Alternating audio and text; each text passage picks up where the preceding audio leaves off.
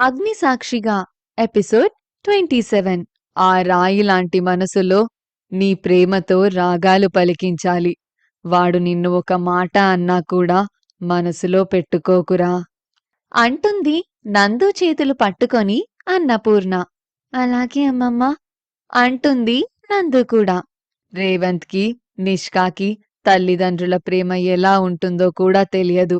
వాళ్ళు ఏ ప్రేమకి నోచుకోలేదు, ఒక్క నా ప్రేమకి తప్ప. కష్టపడి చిన్న కంపెనీ పెట్టుకొని ఇప్పటికి ఒక పొజిషన్కి వచ్చి ఇల్లు కొన్నాడు. తన చేతుల మీదుగా ఎంతో మందికి జీవనోపాధి కల్పిస్తున్నాడు. మరీ కోటీశ్వరులం కాదు కానీ కొద్దిపాటి డబ్బుని వెనక వేసుకొని ప్రస్తుతానికి మంచిగానే ఉండేలా మార్చాడు. నా మనవడు మా జీవితాల్ని ఈరోజు ఇలా ఉండడం వెనక రేవంత్ అలుపెరగని నిరంతర కృషి ఉంది. ముఖ్యంగా నా మనవడు ఏ ప్రేమకు నోచుకోలేదు. కుటుంబం కోసం ఎంతో కష్టపడ్డాడు. వాడికి ప్రేమని మాత్రమే అందిస్తూ ఇకనైనా వాడికి కష్టం లేకుండా చూసుకుంటావు కదూ అంటుంది అన్నపూర్ణ కన్నీళ్లతో. తప్పకుండా అమ్మమ్మ, మీరు దిగులు పెట్టుకోకండి.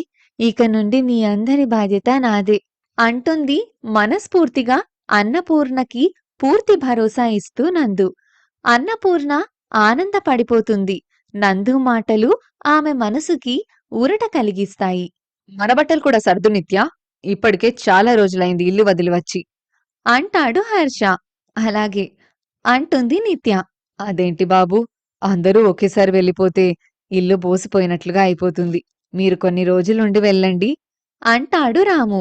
నందు కూడా లేకపోవడంతో అక్కడ ఉండాలి అనిపించడం లేదు హర్షకి. లేదు మావయ్య, ఇప్పటికే ఇల్లు వదిలి చాలా రోజులైపోయింది. కావాలంటే మరోసారి వస్తాంలే అనడంతో కాదనలేకపోతాడు రాము.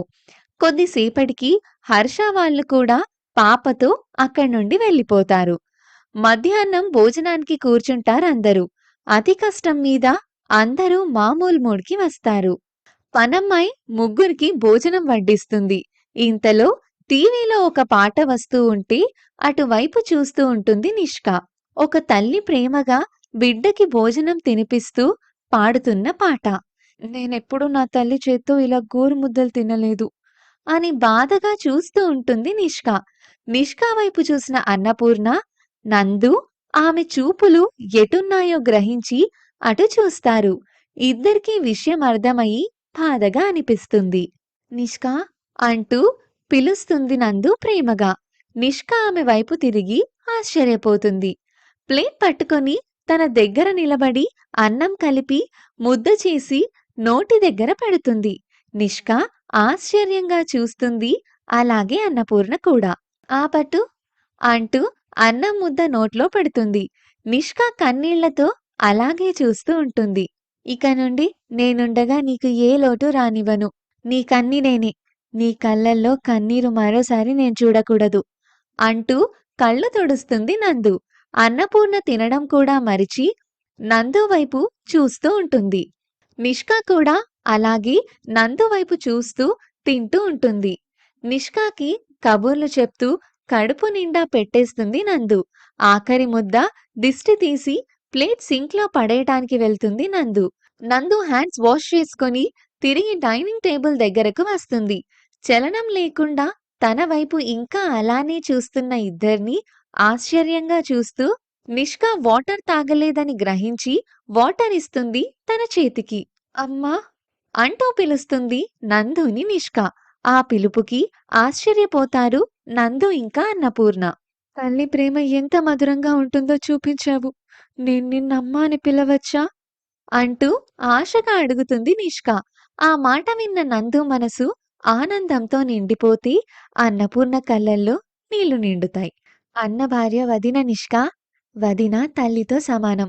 నువ్వు నన్ను అమ్మ అనే పిలువు అంటుంది నందు చిరునవ్వుతో. నిష్క ఆనందంగా లేచి నందుని హత్తుకుంటుంది.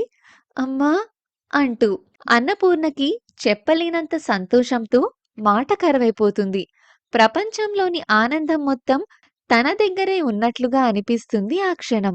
ఇద్దరూ తేరుకొని అన్నపూర్ణ వైపు చూస్తారు. ఆమె ఈ కమనీయమైన దృశ్యాన్ని చూస్తూ ఇంతవరకు నోట్లో ముద్ద కూడా పెట్టలేదు. అమ్మమ్మ, మీరింతవరకు తినడం మొదలుపెట్టలేదు అంటుంది. ఈ ఆనందం చూసి నా కడుపు నిండిపోయింది నందు.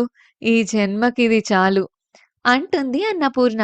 మీరు దిగులు పడకండి. అంతా నేను చూసుకుంటాను అంటూ మరో కూర కూడా వడ్డించి తినమని చెప్తుంది నందు. నేనింకా ఇంతకు ముందు కూరనే తినలేదు అంటుంది అన్నపూర్ణ నవ్వి. ఈ కూర కూడా వేస్తే అయినా తినడం మొదలు పెడతారేమో అని వేశానమ్మమ్మ. ఇంకా తినడం మొదలు పెట్టకపోతే పెరుగు కూడా వేసేస్తాను అంటుంది చిలిపిగా నందు వాతావరణాన్ని తేలికపరచడానికి. అన్నపూర్ణ చిన్నగా నవ్వి తినడం మొదలు పెడుతుంది. నందు, నిష్క ఒకరినొకరు చూసుకొని నవ్వుకుంటూ హైఫై ఇచ్చుకుంటారు. అన్నపూర్ణ తినడం ముగించి, "నువ్వు కూడా తిను నందు" అంటుంది అన్నపూర్ణ. "మా అమ్మకు నేను వడ్డిస్తాను" అంటూ నిష్క తనని కూర్చోబెట్టి ప్లేట్‌లో వడ్డిస్తుంది. నందు చిన్నగా నవ్వి తినడం మొదలుపెడుతుంది. అందరూ తిన్న తర్వాత కొద్దిసేపు మాట్లాడుకొని రెస్ట్ తీసుకోవడానికి ఎవరి రూమ్‌లోకి వాళ్ళు వెళ్ళిపోతారు. రేవంత్ రూమ్‌లోకి వచ్చిన నందు బెడ్ మీద కూర్చొని ఆలోచనలో పడుతుంది. రేవంత్ పెట్టిన అగ్రిమెంట్ వెనక చెప్పలేనంత బాధ ఉంది అని అర్థమవుతుందామెకి. రేవంత్ తనని ఏమైనా అన్నా కూడా పట్టించుకోకూడదు. ఇక్కడ ఉన్నన్ని రోజులు ఏ లోటు తనకి రాకుండా చూసుకోవాలని గట్టిగా నిర్ణయం తీసుకుంటుంది నందు. రేవంత్ చిన్నప్పటి నుండి కుటుంబం కోసం పడిన కష్టం గుర్తుకు వచ్చి నందు మనసు బాధతో ములుగుతుంది. ఇలాంటి మరిన్ని ఇంట్రెస్టింగ్ స్టోరీస్ కోసం వెంటనే దండోరా ఛానల్‌ని సబ్స్క్రైబ్ చేసుకొని మా వీడియోస్‌ని లైక్ అండ్ షేర్ చేయండి.